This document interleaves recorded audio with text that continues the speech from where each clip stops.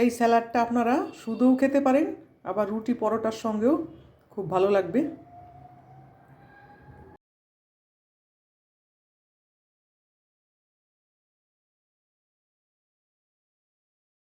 এই প্যাকেটটার মধ্যে রাখা আছে ব্রকলি আর বিনস। ব্রকলি, বিনস, গাজর, আলু এগুলো দিয়ে বানাবো হেলদি একটা স্যালাড। প্রথমে তাহলে সবজিগুলো কেটে নিই। সবজিগুলো সব কেটে ধুয়ে হালকা একটু ভাপিয়ে নেব।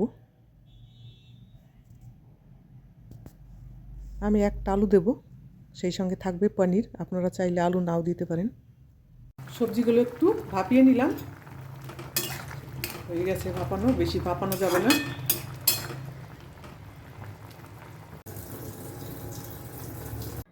নমস্কার বন্ধুরা, নমিতাস কিচেন অ্যান্ড ব্লগ চ্যানেলে আপনাদের সকলকে স্বাগত।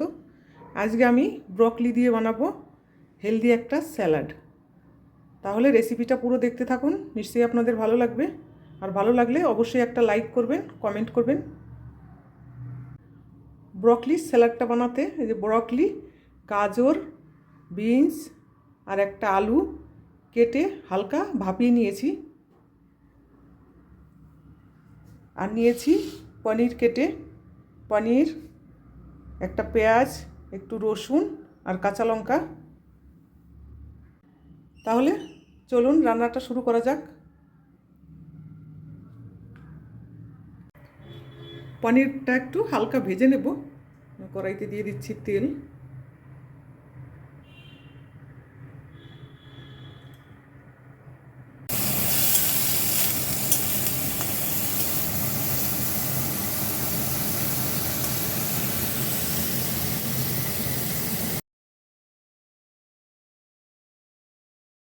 পনির ভাজা হয়ে গেছে।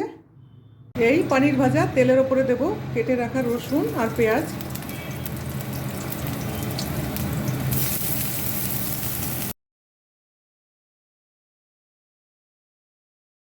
রসুন আর পেঁয়াজটা হালকা একটু ভাজা হয়ে গেলে তুলে নেব। হয়ে গেছে, এর চাইতে বেশি ভাজবো না। এবারে এই পনির ভাজা তেলের ওপরে দেব একটু বাটার।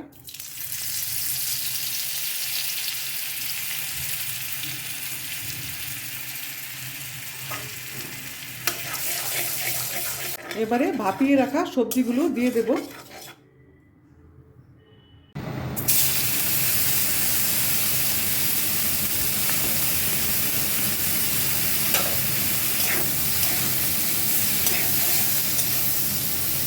দেব পরিমাণ মতো একটু নুন।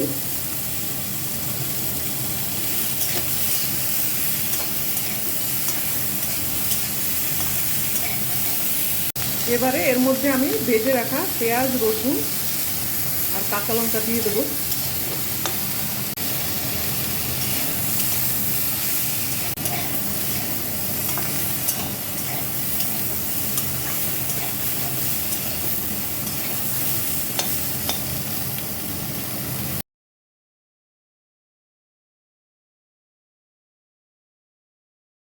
একটা বাটিতে নিয়ে নিলাম 2 চামচ কর্নফ্লাওয়ার। এবার এটাকে জল দিয়ে গুলিয়ে নেব।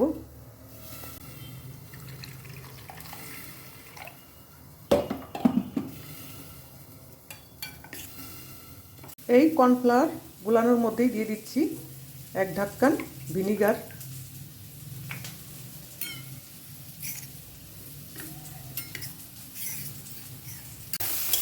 সবজিটা সব ভাজা হয়ে গেছে, হালকাই ভাজতে হবে, বেশি ভাজলে খেতে ভালো লাগবে না। এর উপরে দিয়ে দিচ্ছি ভেজে রাখা পনির।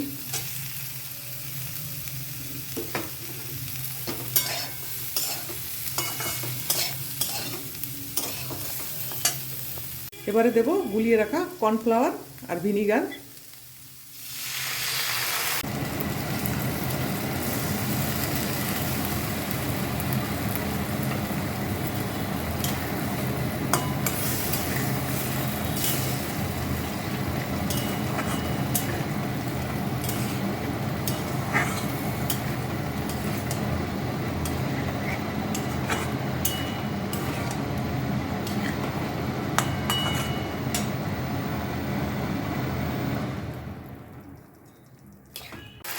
আপনারা যারা ব্রকলি খেতে পছন্দ করেন না তারা এইভাবে বানিয়ে খেয়ে দেখতে পারেন। একটু নুন লাগবে।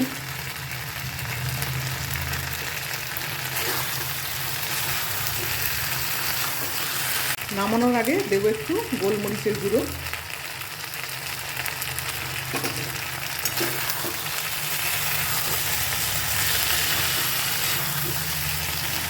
ঝাল লাগবে না খেতে, দারুণ। ব্রকলি দিয়ে স্যালাড তৈরি হয়ে গেছে, এবারে নামিয়ে নেব।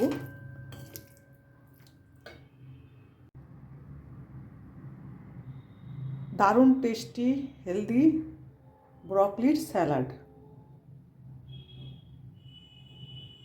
এই স্যালাডটা আপনারা শুধুও খেতে পারেন, আবার রুটি পরোটার সঙ্গেও খুব ভালো লাগবে।